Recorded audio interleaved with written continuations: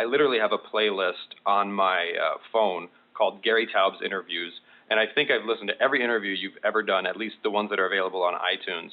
And the one question that I actually don't know if you've ever been asked directly, or I'm not sure if I've heard you answer it, and I'm super, super curious as to the way you would frame your answer. So are you ready? Shoot. Okay. I'm still trying to get over you listening to every interview I've ever done, which then means I have to think of new ways to say the same thing again. Go ahead. All right. So if the quality of the food you're eating makes the quantity of food you're eating irrelevant, and then people come back to me and they say, well, if I were to just drink, if I were to go on a butter fast and drink 10,000 calories of butter per day for a week, are you saying that I will not gain fat? And how would you respond to that? Go ahead. Have a good time. Back to me. If you think you can do that, I actually had this conversation with a very good friend the other day who said, I can eat 10,000 calories a day. If I could do 7,000 calories in cashews and 3,000 in heavy cream, and I'm going to get fatter, right? And I said, well, actually, I don't know if you're going to get fatter. I don't know what your body's going to do. I know it's not going to like it. And the 7,000 interesting choice was cashews because they turn out to be 20% carbs by calories. You're like, so there's your problem. So that's one of the reasons why you can eat 7,000 calories of cashews is because you're going to be secreting insulin that will help you store the calories out of your bloodstream so more can get in there.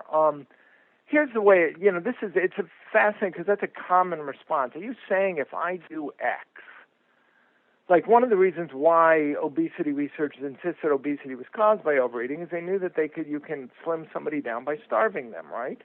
So you could say to yourself, if I starve myself for the next 6 months, I'm going to lose weight, right? I'm going to lose fat. Therefore, overeating is an energy thing. I just have to restrict energy. And yes, that's true, but the fact is you can't voluntarily starve yourself for the next 6 months because your body, you are a biological system with all these compensatory homeostatic phenomena that are going to fight starvation if there is food available. Okay, so the problem here is it's a rhetorical question. If I could force myself to eat 10,000 calories a day of fat, and I kept that up long enough, yes, I am sure that you would probably gain fat. Your body's going to have to do something with those calories. It's going to stick them in the fat tissue. But this is a different issue than why, and this was actually Edwin Astwood, the endocrinologist, wrote about this. I quote him in Good Calories, Bad Calories, back, I think it was early 1960s in an article on obesity, and he said, sure, we can make geese fat by force-feeding them. And I'm sure you could do it with people, he said, but that's not how the circus fat lady got there. Okay? The fact is, obese people get obese without doing that. Exactly. So the question is why? And then the other side to this is there actually have been experiments where they've tried to do similar things, and I discussed that also in Good Calories, Bad Calories. So back in the late 60s, Ethan Sims did these experiments in New England where he wanted to fatten up subjects and see whether it was carbs or fat that made them fatter and study the fattening process. So what the interesting thing is he first started with college students and he tried to get them 20% fatter and he couldn't do it, which makes me think college students in the late 60s are different than college students today, right? Because it should, there's this famous freshman 20 or whatever it is, which I think is up to the freshman 30. So anyway, so then he went to convicts at, I always forget if it's Vermont or New Hampshire. I think it was the Vermont State Prison. And the very first experiment they tried to do was to get them fat, and they never published this because they considered it a failed experiment. But they thought, we're going to show that you can get people fat on an Atkins diet, even though Atkins wasn't around yet. But it was a pure meat diet, fatty meat, and they described these convicts. I interviewed virtually all of his collaborators, including Sims himself, and his collaborators described these convicts sitting there with plates of pork chops in front of them that they refused to eat.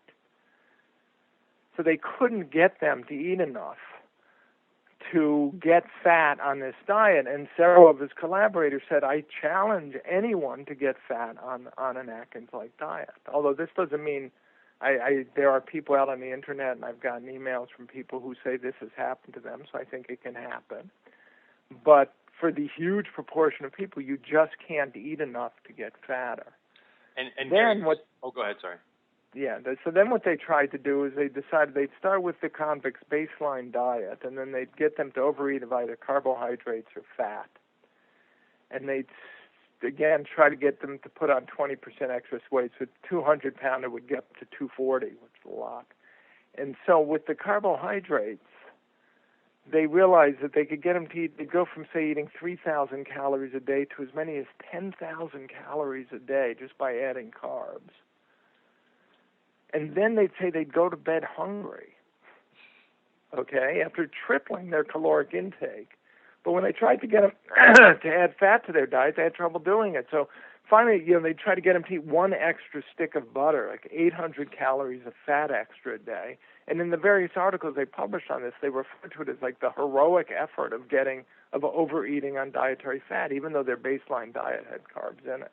Mm-hmm. So one of the points I'm trying to get people to understand is that you can't divorce the regulation of appetite from the regulation of energy storage, which is what we're talking about. The hormonal enzymatic regulation of fat metabolism and fatty acid availability for other tissues to burn for fuel.